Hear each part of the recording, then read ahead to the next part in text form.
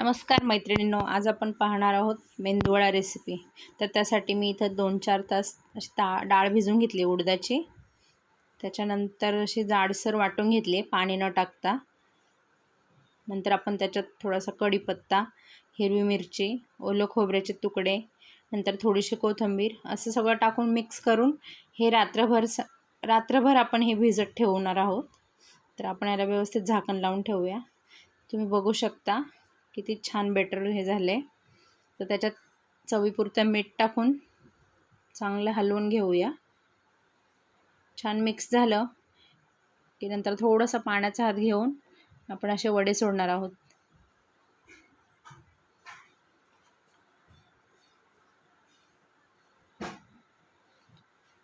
वडे छान मीडियम गॅसवरती छान असे क्रिस्पी होस्तवर तळून घ्यायचेत आपल्याला।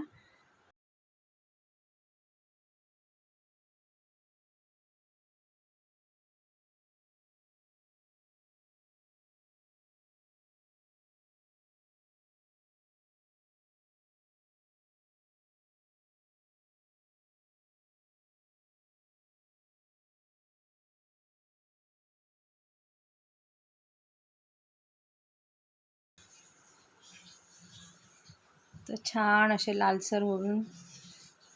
लालसर झाले की आपण काढून घेऊया। बघू शकता किती छान क्रिस्पी झाले। तर आवडल्यास नक्की लाईक करा, शेअर करा, सबस्क्राईब करा।